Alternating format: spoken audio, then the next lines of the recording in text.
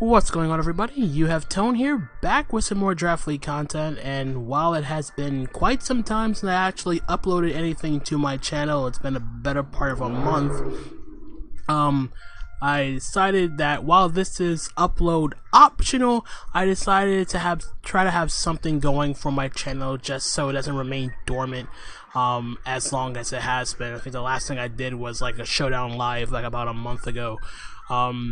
So yeah, I decided to give another shot at uploading, try to be a bit more consistent, and I decided to jump back into a league that I was a part of a few years ago, the PTL. I was a part of the original cast back in season number 1, and I decided to rejoin for season number 6. It has been going strong since season 1 ended, and for the most part, I decided to take another crack at another draft league. This is a national dex league with mega evolutions and all that stuff, with data mine moves banned. So nothing like Rising Voltage, Tapu Koko, Grassy Glide, Tapu Bulu, all that stuff will not be allowed. And for the most part, this is a points-based draft where everyone's given 120 points to draft between 9 and 11 Pokemon. And I decided, for simplicity's sake and more so the fact that I wanted to try to challenge myself a little bit, I decided to actually take the bare minimum, and I only have 9 Pokemon on this draft.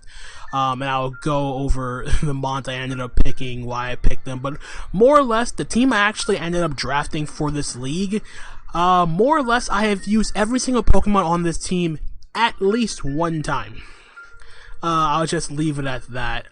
So without further ado, let's jump right into the team I ended up drafting for the PTL Division 2.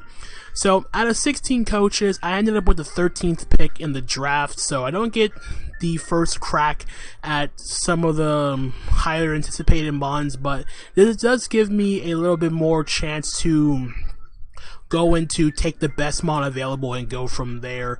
And fortunately for me, 13th pick, I ended up getting a Pokemon that I actually love using and one of the better Pokemon in the draft, regardless of like the new things that's going on heading into Generation 8. So with my round 1 pick number 13, I ended up snacking up Mega Gallade with my round 1 pick. Mega Gallade is a fantastic Mega, pretty much one of the better Megas in Draft League format. It's just a fantastic Pokemon. Psychic and Fighting typing, great stats, base 165 attack is fantastic for a physical wall breaker, 110 speed, phenomenal, 115 special defense, 95 defense is really good. And I really love not only the fact that this thing can run SD, it can run 4 attacks. Bulk up is pretty much by far my absolute favorite set to run on Mega Gallade, just because not only does this thing have amazing bulk for a mega, considering its low HP stat, this thing can eat hits after a bulk up, and Drain Punch is fantastic on a Pokemon like Mega Gallade. Even better knowing the fact that with Inner Focus, not only do I don't have to worry about getting flinched by stuff like Jirachi's Iron Head or Air Slash or anything of the sort, with the buff to Generation 8, I no longer don't have to worry about being intimidated either. So imagine a Pokemon Mega Gallade base 165 attack coming at you, and you can't even lower its attack with Intimidate. That is just crazy, more or less. So yeah, really fantastic Mega. Really happy to have Mega Gallade once again, try it out in this new generation for sure. Now I know the thing to pair up with Mega Gallade with, since I've used it often in the past, is to make sure that I had ways of breaking down the mons that can check Mega Gallade. More specifically, having ways of dealing with bulky Psychic types that Mega Gallade can struggle to break past, since Psychic types resist its Dual Stab, and stuff like Knockoff and Excessor aren't really that strong without a SD boost. But regardless, I did get a reasonable amount of mons to deal with bulky Psychics, as you'll see coming up. So first off, to pair with Mega Gallade, I decided to go and gets a defensive core going with my draft. So with my round 2 pick, I ended up picking up one of my all-time favorite fairy type Pokemon to use, if not my favorite fairy type. Number 2 being Gardevoir, but number 1 for sure has to be Clefable. It just has to be Clef. This thing is just so good. It's so versatile. Giving me Stealth Rock user, it gives me Magic Guard, which is fantastic for a Pokemon not having to worry about taking damage from hazards.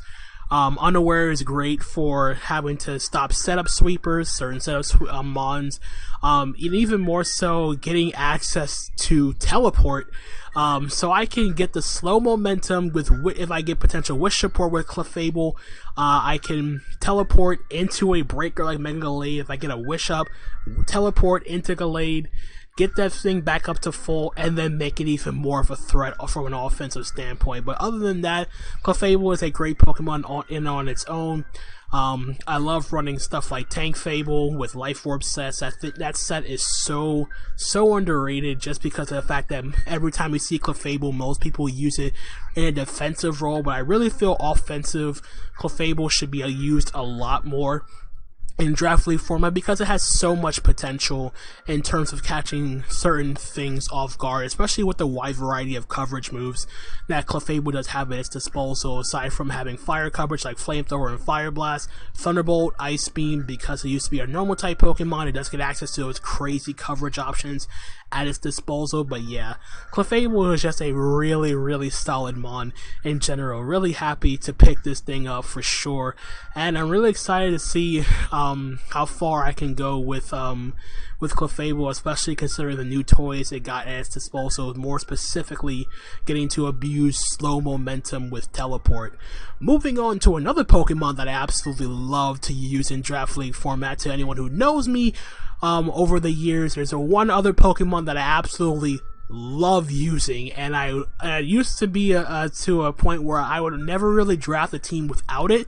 Not talking about Manaphy, I'm talking about Ferrothorn. I have not used Ferrothorn in such a long time. It's actually been, I think, almost a year since I last used Ferrothorn, but Ferrothorn is another one of those Pokemon that I absolutely just love using in draft league format. It's such a good utility Pokemon, giving me another Stealth Rocker, it gives me Spikes. Grass Steel typing is fantastic, being only weak to fire and fighting. It gives me a water check, it gives me a grass check, all that stuff. And on top of that, it also gets access to the new move in Body Press, taking advantage of its high physical defense so it's not completely walled by opposing steel types. But other than that, just a very versatile Pokemon, getting access, like I mentioned, to the Spikes and Stealth Rock, can Leech Seed, can Thunder Wave, Knock Off, Gyro Ball, Power Whip, whatever you need Ferrothorn to do, Ferrothorn will do it and then some, especially considering that I do have the tried and true Gen 6 core, so to speak, of Ferroclef, but it's a bit more manageable to deal with in terms of like responses to Ferroclef. And granted, with building with Mega Gallade, you want to have a steel type that resists flying, and Ferrothorn does not resist flying, but I do end up fixing that specific part of my draft later on, which I'll get into in a minute. But yeah, Ferrothorn, really happy to try this thing out. Really loved using this thing in the past, and I figured why not try it again for old time's sake. So yeah, that is my Ferrothorn. Moving on to another Pokemon I absolutely love to try out in draft league format. Tried and true, none other than Scolipede. One of the first Pokemon I ended up picking up in my draft league career, going way back to Generation 6. This thing is just really good offensively, giving me a bug type and a grounded poison, so I can have something that absorbs toxic spikes. And it pairs up extremely well with Mega Gallade, having the ability to weaken bulky psychics with Stab Mega Horn, and in response, Mega Gallade can take care of the steel types that can give Scolipede issues, stuff like Corviknight, Skarmory, all that sort of stuff. And having a great speed tier, base 112 speed, and on top of that having the ability of speed boost, so I can boost my speed and make this thing into a solid late game win condition.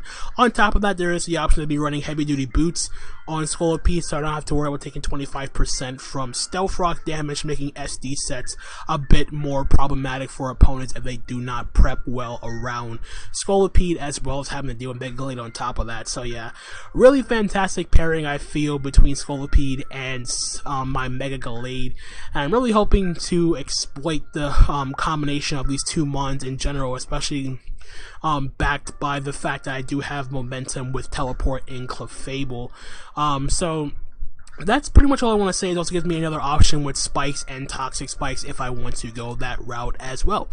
Moving on, round number 5, I ended up picking up another tried and true mon of mine, none other than Seismitoad. Just a great utility mon in general, giving me another Stealth Rocker, as well as a Water and Ground type, which I did not have at the moment.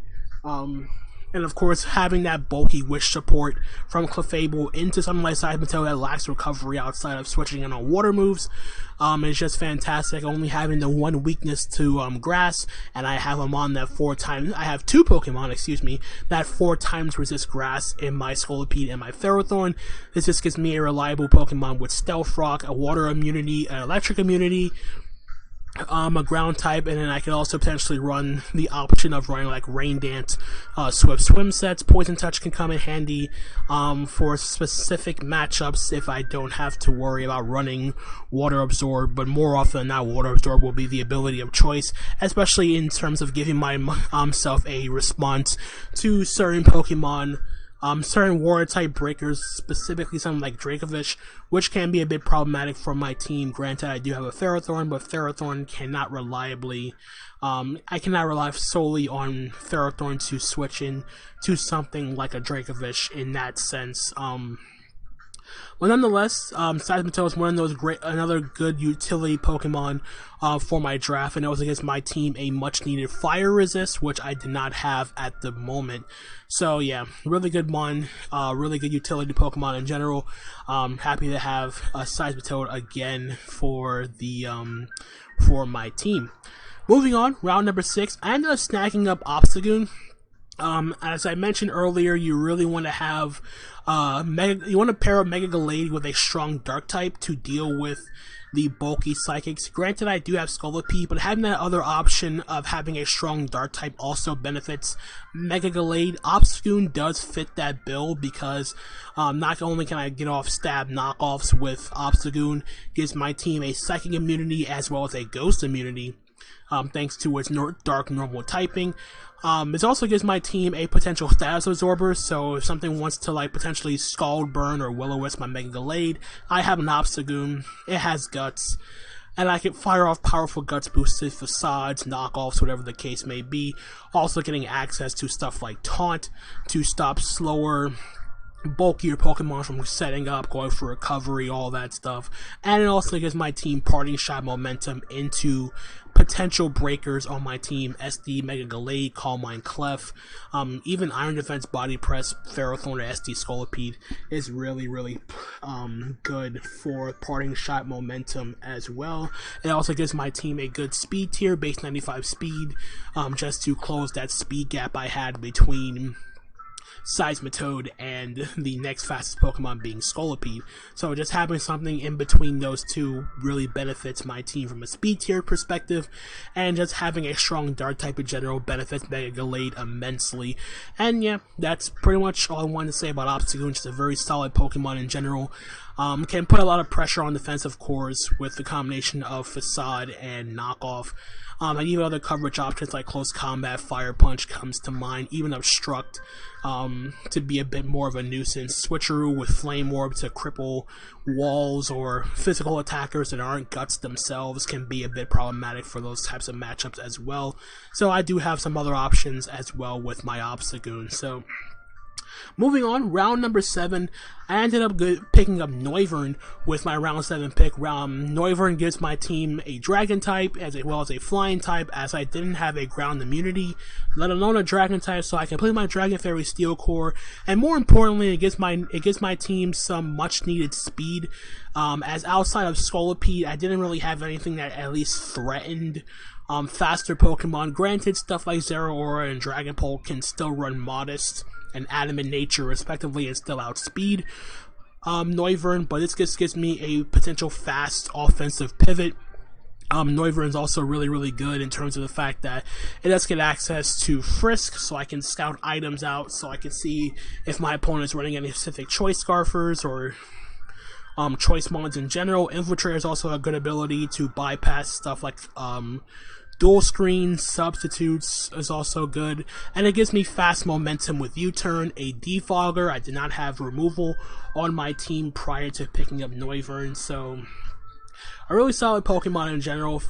Checks off a lot of boxes for my team, as I mentioned, having a ground immunity as well as some good fast natural speed on my team that I didn't really have outside of Speed Boost Scolipede, so had to address that issue and picked up Noivern to address the that problem area on my draft. Other than that, nothing much else to say about Noivern. He's a really solid Pokemon in general for my draft. Moving on, round number 8, I ended up picking up Electros with my round 8 pick. This gives me an electric typing, so I have a flying resist to make up for my steel type not resist flying, and it also gives my team a nice slow bulky offensive pivot, as Electros does get access to both Volt Switch and U-turn, and it has a wide variety of coverage moves at its disposal, getting access to stuff like Flamethrower, Drain Punch, Aqua Tail, a good variety of coverage options, Drain Punch, Knockoff. I already talked about U-turn and Volt Switch having slow momentum for my team onto one of my potential breakers. And it's a really good user of Assault Vest just because of its good natural bulk and the fact that it, as an electric type with Levitate, it has no natural weakness, which is a good thing as well as a bad thing, because the fact that it's an electric type, meaning it only resists electric and steel, and everything else is hitting it pretty doggone hard regardless. But having a good bulky slow pivot is still pretty crucial for my team, as there will be times where I cannot freely run teleport on my Clefable as I want to, and having that means of having momentum without having to teleport will be beneficial for certain matchups if I can help it. But overall, Electros is a really solid Pokemon, especially being an electric type that wasn't affected by the loss of hidden power being cut in the from the previous generations. So yeah, and it also gives me a decent speed tier between Ferrothorn. It gives me something slower than Clefable as well, so I have some options for like Trick Room.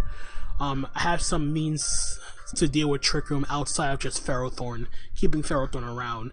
So that is the Electros. And then moving on to my final pick in the draft, round number 9, I ended up snacking up Blacephalon. Now this may be like a weird pick, but Ghost types did get really good in this generation, especially considering that there's no more Pursuit in the game, and Mega Gallade and Blacephalon is actually a really good core, just because of the fact that Blacephalon's main checks are dark types that resist fire, which is specifically stuff like Hydreigon and Tyranitar, and both of them are weak to fighting, especially the Tyranitar, which I have the Mega Gallade for.